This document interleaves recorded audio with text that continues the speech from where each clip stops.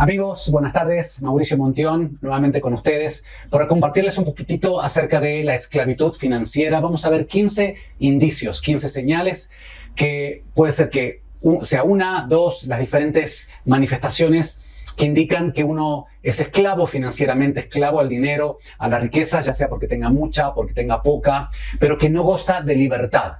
Esclavitud es justamente el estado en que la persona no tiene libertad para hacer lo que Dios le ha pedido que haga. Y voy a compartir estos 15 principios que yo he hallado porque lo he visto identificado en mi propia vida. Hago esta serie de enseñanzas con respecto a la restauración financiera porque nosotros por casi una década aproximadamente estuvimos como matrimonio esclavos financieramente, no conocíamos lo que era la libertad financiera y he delineado algunos puntos que nos van a ayudar a identificar si usted está esclavizado. Y cuando usted escuche esto y se sienta identificado, por favor, pause el video y pídale al Señor: Señor, perdóname por haber sido avaro, por ejemplo, o codicioso, o lo que fuese. La idea de este video es que usted no solamente sienta convicción, sino que realmente le permita al Señor salir a su encuentro y que usted pueda reemplazar estas actitudes con la verdad de Dios con respecto a usted, con respecto a las finanzas, con respecto a Él. Así que ya llevamos casi 13 años de libertad financiera y quiero compartir toda la riqueza que el Señor nos ha permitido disfrutar, compartir con todos ustedes. ¿Qué significa la esclavitud financiera? Cuando hablo esclavitud financiera o hablo esclavitud económica, me refiero al hecho de que no hemos sabido cómo manejar adecuadamente las finanzas, las riquezas, y entramos entonces en ciclos donde no podemos experimentar satisfacción. Esta es una de las señales que vamos a ver de los indicios, la falta de satisfacción, de propósito, porque estamos esclavizados. Llámese porque haya exceso de deudas en nuestras vidas, si nos hemos endeudado con tarjetas de crédito o con préstamos. Esta no es la voluntad de Dios, mis amigos, como vamos a ver en cuanto a las deudas. En la Biblia, la esclavitud financiera quiere decir también esclavitud física. Cuando leemos los pasajes, cuando a una persona que le debía dinero a alguien, esa persona se convertía en esclavo, en siervo, ¿no? Como dice el proverbio, el deudor, es siervo, es esclavo del acreedor. También no solamente en la Biblia significa esclavitud física, como decía en Mateo 5, 25, al 26 dice: reconcíliate pronto con tu adversario mientras vas con él por el camino, no sea que tu adversario te entregue al juez y el juez al alguacil y seas echado en la cárcel. En verdad te digo que no saldrás de allí hasta que hayas pagado hasta el último centavo, ¿no? Entonces, si uno le debía dinero a alguien, esa persona, y no la pagábamos a la deuda, tenía por derecho propio demandarnos y el juez podía encarcelarnos. Incluso el día de hoy, si usted no paga sus impuestos, no está al día con el fisco, puede incluso llegar a la esclavitud, a la prisión, a la cárcel, ¿verdad? Esclavitud física. Bien, vamos a otro tipo de esclavitud, que no es solamente esclavitud financiera, esclavitud física, sino también, amigos, la esclavitud mental. Quizás usted no vaya a ir a la cárcel, pero sí está esclavo mentalmente. Cuando usted a la noche no puede conciliar el sueño porque tiene boletas, facturas para pagar, no tiene el dinero, tiene que pagar el resumen de su tarjeta de crédito y realmente usted ha consumido, ha gastado más de lo que le ha ingresado y esto realmente no le da libertad mental. Uno de los síntomas claros que nosotros notamos era el no estar preocupados porque no nos habíamos endeudado. Es muy importante, como decía Salomón en el Proverbio 22:7, dice: el rico domina a los pobres y el deudor es esclavo del acreedor, ¿no es cierto? Así que si debemos nosotros algo a alguien, somos esclavo de ese acreedor, del dueño, ¿no? Incluso hay una de las tarjetas de crédito, Mastercard. Master en inglés significa amo, ¿no? La tarjeta amo, la tarjeta dueña de nosotros, y muchos dejamos que se adueñen de nuestra paz mental por habernos endeudado con las tarjetas de crédito. Dios nos dice que cuando alguien pide prestado se convierte en siervo, en esclavo de la persona que se lo presta, el acreedor. De ese modo, el que presta queda como autoridad sobre el que le ha prestado. Entonces el master, el dueño, el señor, el amo, lo puede controlar. Muchos en la sociedad de hoy no concebimos no estar endeudados. Incluso en nuestras sociedades estamos esclavos al crédito, esclavos a las deudas. La definición de la Biblia de las deudas es la incapacidad para cumplir con las obligaciones acordadas. Cuando una persona se vale del crédito, como de la tarjeta, por ejemplo, para comprar algo, eso no es necesariamente una deuda, sino más bien un contrato. Pero al incumplir las normas de ese contrato, como algunas personas que no pagan la totalidad del vencimiento, sino que pagan el mínimo, ¿no? Y dejan el resto para el mes que viene, comienza a acumularse esa deuda como una bola de nieve cada vez mayor. La cantidad de personas, las estadísticas nos dicen que hay cientos y miles y millones de personas esclavas a las tarjetas de crédito que no pueden pagar la totalidad de lo que deben las tarjetas solo pagando el mínimo. El hecho de que una persona se encuentre endeudada es el resultado, amigos, de una actitud anteriormente adoptada. Si usted tiene una deuda es porque anteriormente hay una actitud mental. ¿Cuál es? La de no haber entendido o de no obedecer a los principios de Dios, que dice que Él, amigo, amiga, va a satisfacer todo lo que usted necesite. Dice la palabra, estén atentos y guárdense de toda forma de avaricia, dice el Señor allí en Lucas 12:15.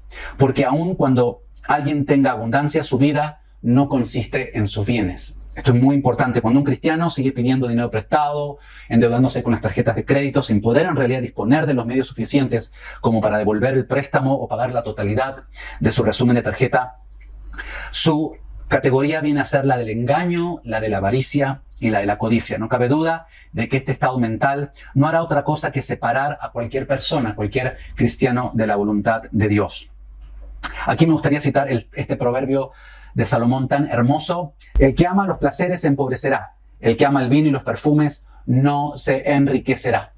Por eso es muy importante, amigos, que las personas que no están dispuestas a sacrificarse, aquellas personas que no pueden esperar ese gasto para después, ¿no? La satisfacción pospuesta o la gratificación diferida, ¿no? ¿Verdad? Que tiene que comprarlo ya, que son llevadas por un impulso. Estas personas que no refrenan sus impulsos, sino que se empeñan en satisfacer ahora cada uno de sus caprichos y sus deseos, vivirá siempre en esclavitud y se sentirá frustrada. Amigos, hasta el momento que usted y que yo no logremos controlar las deudas y someterlas al plan de Dios, no vamos a conseguir jamás vivir en paz. Así que es muy importante que tomemos seriamente esta palabra. Recuerda que Dios se interesa en nuestra actitud, en nuestro corazón, y comenzará a actuar en las finanzas de nosotros, sean cuales fueren nuestras actitudes y nuestros errores del pasado. Así que lo que primero tiene que comenzar es con una actitud correcta.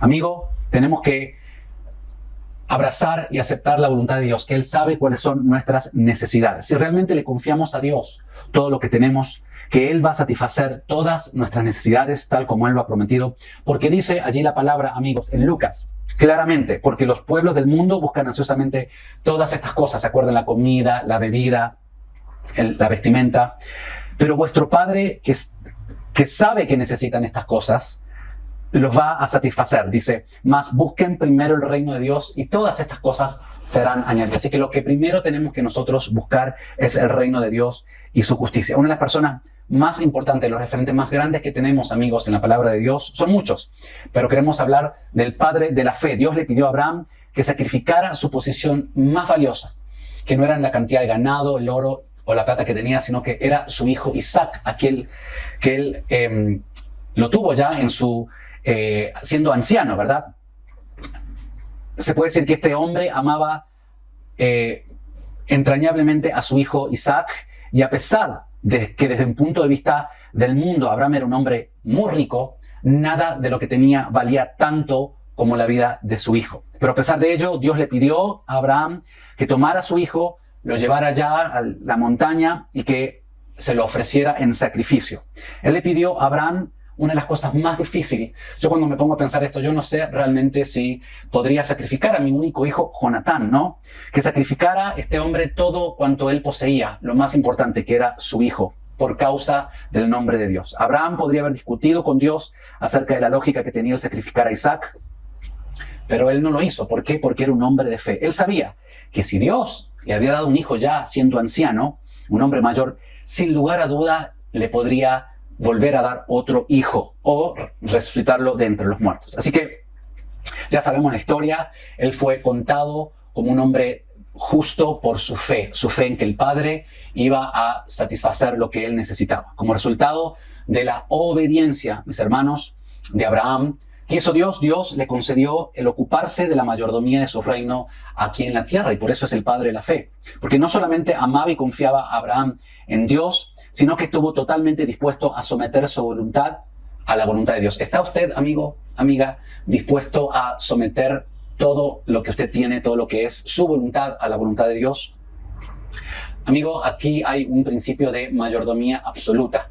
Estamos dispuestos a ser realmente fieles mayordomos de todo lo que el Padre deposita en nosotros, al menos que no hagamos las paces con el hecho de que nada nos pertenece y que somos solo administradores. Muy difícilmente vamos a poder llegar a plasmar todos los sueños que Dios tiene para nuestras vidas, cuál es su diseño, cuál es su voluntad para con nosotros. Hasta que no hayamos entregado absolutamente todo y aceptado que somos administradores, muy difícilmente el Padre va a poder concretar sus sueños a través de nosotros. Algunos son esclavos a partir de sus propias riquezas. La esclavitud, esto lo vemos aquí en Latinoamérica, en todo el mundo en realidad. La esclavitud económica puede también venir como abundancia de dinero, abundancia en las riquezas. Hay algunos cristianos, algunas personas que Dios ha bendecido con mucho dinero. Sin embargo, estas personas lo han utilizado mal, o lo han estado atesorando, lo han estado amontonando. Aquellas personas que solamente utilizan el dinero con el fin de satisfacer sus propios deseos, o que lo amontonan, lo atesoran para ese posible día de escasez, ¿no es cierto? ¿Qué hace? Se encuentran tan esclavos de esas riquezas como las personas que se encuentran endeudadas. La acumulación de riquezas y de los placeres materiales de la vida puede convertirse en una obsesión que destruye la salud del cristiano. Realmente es muy importante, amigos, que entendamos que podemos utilizar las riquezas o para hacer la voluntad del Padre o para hacer nuestra propia voluntad. ¿Qué voluntad quieres hacer, amigo? Bueno, ahora sí, brevemente vamos a ver los 15 síntomas que nos van a indicar si somos esclavos financieramente. Primero, número 1, primer indicio que nos da la pauta de que estamos esclavos al dinero, a las finanzas, que no tenemos libertad, es cuando tenemos facturas impagas, ya sea la boleta de la luz, del gas. Tenemos algo que no hemos pagado. Y realmente esto es un indicio, amigos, de que realmente no hay libertad en nuestras vidas. Me gusta mucho el proverbio 27:12 que dice: el hombre prudente se anticipa al peligro y toma precauciones, ¿verdad? Si usted es prudente, si es sabio y sabe que tiene que pagar una deuda, una factura, ya sea la del gas, la del celular, la del internet, usted se va a anticipar y va a tomar los recaudos, va a ahorrar, ¿verdad? Pero dice, el simplón sigue adelante a ciegas y sufre las consecuencias. El simplón, ¿no es cierto? El necio no prevé. ¿Está siendo usted necio, amigo? ¿Está siendo usted sabio al anticiparse a las deudas que tiene que pagar? Número 2, preocupación por falta de dinero. Si usted no tiene dinero, está preocupado, ya sea porque no tiene el dinero suficiente, ya sea porque no sabe cuánto ahorrar, o si usted está invirtiendo y tiene preocupación por las inversiones, por sus ahorros, por los valores que tiene. Si usted está preocupado a causa de sus pertenencias, esto es un síntoma clarísimo, amigo, de que usted es esclavo financieramente. Si todas estas cuestiones nos causan preocupaciones, es porque no estamos dentro de la voluntad de Dios. El Señor Jesús dijo allí en Mateo 24 al 25, nadie puede servir a dos amos, pues odiará a uno y amará al otro. Será leal a uno y despreciará al otro. No se puede servir a Dios y estar esclavizado a la riqueza. Aquí, en otra versión dice, no se puede servir a Dios y a Mamón, porque va a amar a uno y odiar a otro. Amigos, por eso les digo, dice la palabra, que no se preocupen por la vida diaria, si tendrán suficiente alimento y bebida o suficiente ropa para vestirse. ¿Acaso no es la vida más que la comida y el cuerpo más que la ropa? Esto es muy importante, amigo. Cualquier preocupación que usted tenga por el dinero, por la falta de dinero, por la abundancia del dinero, es un síntoma de que usted está esclavizado financieramente. Punto número 3, tercer indicio que nos muestra si estamos esclavos financieramente. Primero, habíamos dicho facturas impagas. Segundo, preocupación por causa del dinero. Tercero, una actitud de enriquecerse rápidamente. Hoy por hoy, con el advenimiento del Internet y todos los negocios digitales, con las criptomonedas, con tantas cosas que hay una tentación de muchos de querer enriquecerse rápidamente. Programas de multinivel, programas piramidales que prometen hacerse rico rápidamente sin esfuerzo. Esto es un indicio de que hay realmente, mis hermanos, una esclavitud. Número 4. Personas que no tienen deseos de trabajar. Personas que no están motivadas para trabajar. Personas que no tienen ninguna ocupación lucrativa. Y esto, mis amigos, lo vemos con demasiada frecuencia en el mundo cristiano. Aquellas personas que piensan que solamente se puede agradar a Dios dentro de las 4 paredes de la iglesia, en casa de oración, componiendo himnos, alabando al Señor 24/7. Y bueno, Dios ya me va a sustentar, yo hago la voluntad de Dios y estoy todo el día dentro de las 4 paredes del templo y espero que de alguna manera Dios haga un milagro y pague mis cuentas. No, amigo, no se adora solamente dentro de las 4 paredes de una congregación, se adora trabajando. Es muy importante el tema del trabajo. En nuestra amada Latinoamérica hemos sido testigos de gobiernos populistas, gobiernos paternalistas que nos han dicho, tú no tienes que trabajar, yo te voy a mantener, yo te voy a sanar, te voy a dar salud totalmente gratis, yo te voy a educar, te voy a decir que tú no tienes que preocuparte por nada, solo de vivir, y yo, gobierno, como papá Estado, voy a cuidar de ti, voy a sustentarte. Ciertamente hay personas que quizás tengan incapacidades y necesiten algún tipo de ayuda por incapacidad. Eso está bien que el gobierno lo haga, pero hay muchos jóvenes, toda una generación aquí en mi país ya con muchos años de gobiernos populistas, de gobiernos que le han hecho creer que esa persona no tiene que aspirar a nada ni a nadie porque el gobierno va a satisfacer de sus necesidades. Y esto es una mentira del infierno, amigos. Lo dice muy claramente la palabra allí en Tesalonicenses, una de las cartas donde Pablo habla de el fin de los tiempos. En la primera carta, cuando él la envía, luego algunos dijeron, hoy viene el arrebatamiento, viene el fin del mundo, así que yo me voy a quedar en mi casa tomando mate o tomando un cafecito o té, no sé lo que toma en su país. Y Pablo en la segunda carta a los tesalonicenses los exhorta y los corrige, ¿no? El que no trabaje, que tampoco coma, le dice Pablo a los hermanos de Tesalónica en la segunda carta. Ya estaban medio flojos los hermanos porque decían, bueno, el Señor viene en cualquier momento, no necesito trabajar porque ya voy a ir. No, usted tiene que trabajar. La palabra dice el Señor, mi Padre trabaja y yo también trabajo. Y esto nos cuesta a los latinoamericanos. Es muy interesante que me ha tocado vivir en otras culturas, ver cuán laboriosos e industriosos son en otras culturas, ¿no? Pero aquí en Latinoamérica somos más bien holgazanes, somos más bien haraganes y nos cuesta esforzarnos. Esperamos grandes recompensas y logros sin el suficiente compromiso y sin el suficiente esfuerzo. Punto número 5. El engaño. Si usted utiliza el engaño para sus transacciones, para conseguir el dinero, ciertamente allí es síntoma de que hay esclavitud financiera. Porque, como dice Lucas 16:10, si usted en lo poco no es fiel, ¿cómo el Señor le va a poner a cargo de mucho? Si con lo poco que ha tenido usted ha usado el engaño, la mentira para manejar ese poco dinero que tiene, el Señor no le va a poner a cargo de más porque no ha sabido manejar lo poco. Y el que fiel en lo poco, también será fiel en lo mucho.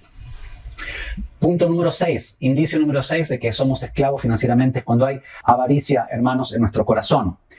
Esto se refleja cuando alguna persona desea lo mejor o quiere siempre más de lo que tiene.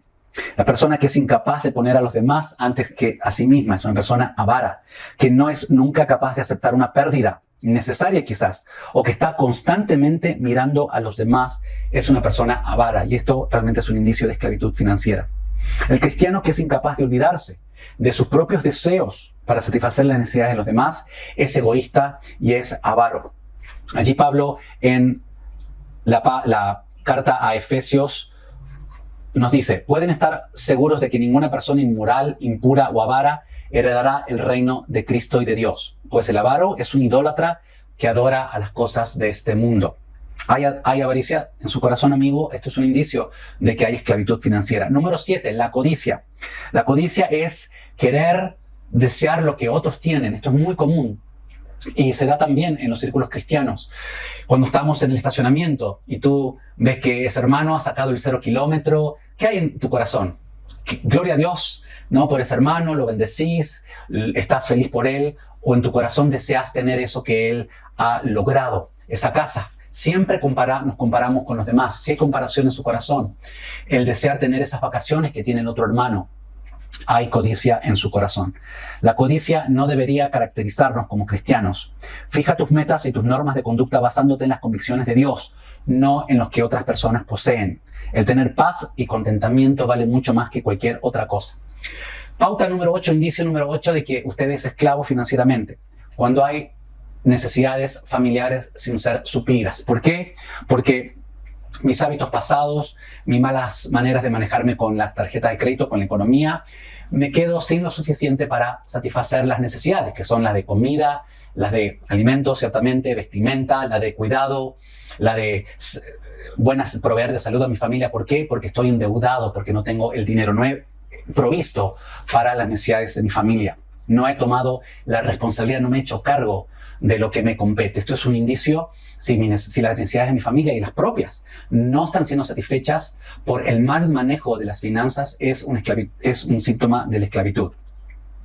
Número 9, necesidades cristianas que están sin cubrir. Cuando vemos a los hermanos dentro de nosotros que tienen necesidades y que le decimos, bueno, yo voy a orar por ti, y yo estando en una posición de poder ayudar no lo hago, realmente es como si fuera un incrédulo. Dice la palabra en Santiago 2, 15 y 16. Supónganse que ven a un hermano o a una hermana que no tiene qué comer ni con qué vestirse.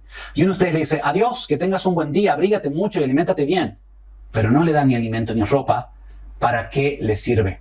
Esto es un síntoma de que realmente cuando hay necesidades de otros hermanos que no hemos cubierto porque somos parte de un cuerpo, estamos siendo esclavos financieramente. Número 10.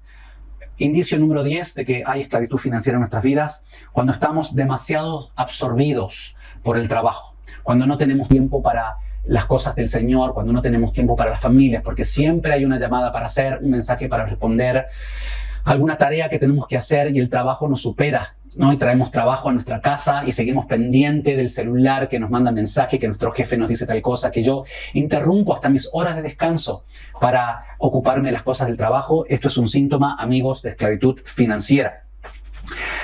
Número 11, los enredos financieros. Cualquier situación en la que usted se ha enredado con el dinero es síntoma de que hay esclavitud financiera. Número 12, las injusticias financieras.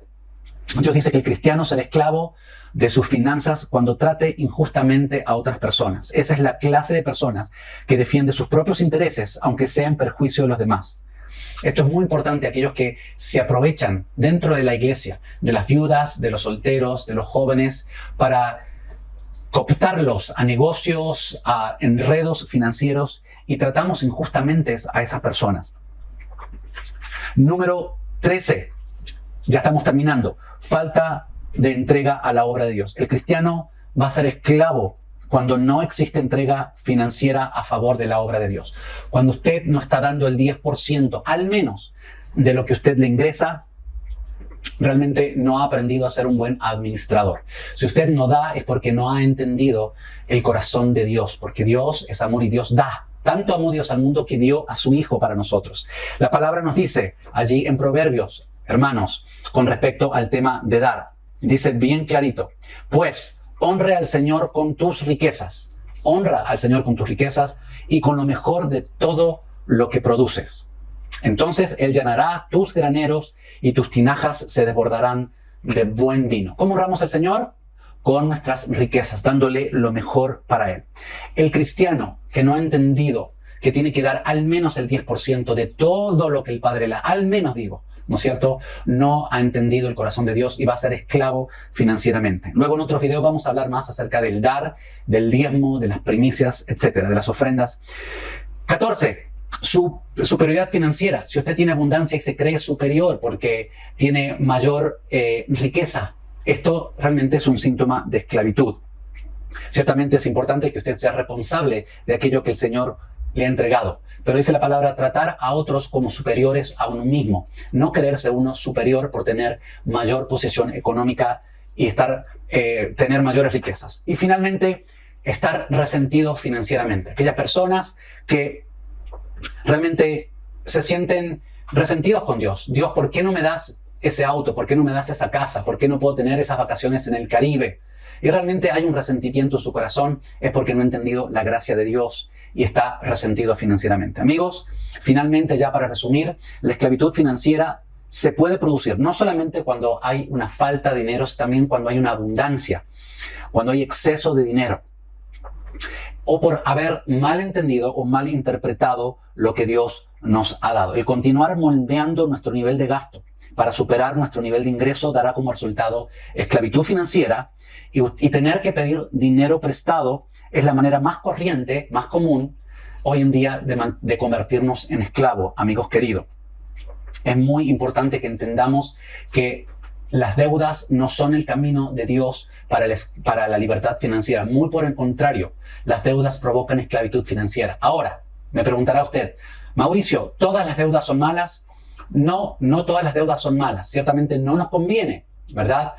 Pero, por ejemplo, el pedir una hipoteca al banco, un préstamo para comprar su casa y luego usted pagar la hipoteca, usted se endeuda, ¿verdad?, para tener una casa, ¿no es cierto?, cuando realmente el interés es razonable. Ese tipo de deuda, realmente, si usted va a estar gastando todos los meses, por ejemplo, $1,000 en un arriendo, en un alquiler, como decimos aquí, y puede estar pagándole al banco 1,200 por la hipoteca, le conviene, ¿no es cierto?, pagarle al banco. Entonces, una hipoteca es una clase de deuda que le va a ayudar a usted y va a tener una propiedad. Ahora, también, por ejemplo, en países como en Chile, como en Estados Unidos, donde las universidades son pagas y son muy costosas, el pedir un student loan, como se dice en inglés, un préstamo estudiantil en otras universidades, para la misma universidad, al gobierno se le pide dinero. ¿Para qué? Para luego hay carreras como la de medicina que son muy largas, por ejemplo en Estados Unidos, años y años, una década estudiando, ¿verdad?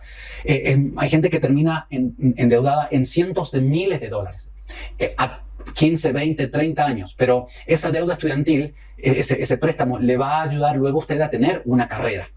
Aún así, yo no soy muy partidario de que las personas se endeuden, ¿no es cierto? A veces, en algunos lugares como en Estados Unidos, por ejemplo, el ir a una universidad cristiana o irse a otro estado, a una universidad prestigiosa, es más bien una cuestión de esnobismo, ¿no es cierto? Va a tal o cual universidad cristiana, entonces debe ser una persona acaudalada, y muchas veces es una cuestión no tanto para ese joven, porque puede quizás en su propio estado encontrar una educación tan buena como esa universidad privada, ¿no es cierto?, en otro estado, pero es una cuestión de esnobismo de sus papás para la reputación de ellos. Amigos, espero que este tiempo haya sido de luz para usted, que usted haya visto de que si hay alguno de estos 15 indicios en su vida, usted es esclavo financieramente. Así que en el próximo video vamos a estar hablando acerca de lo que es la libertad financiera. Si te ha gustado este video, por favor, suscríbete al canal, haz clic en me gusta, comenta y sobre todo comparte, porque es mejor dar que recibir. Bendiciones.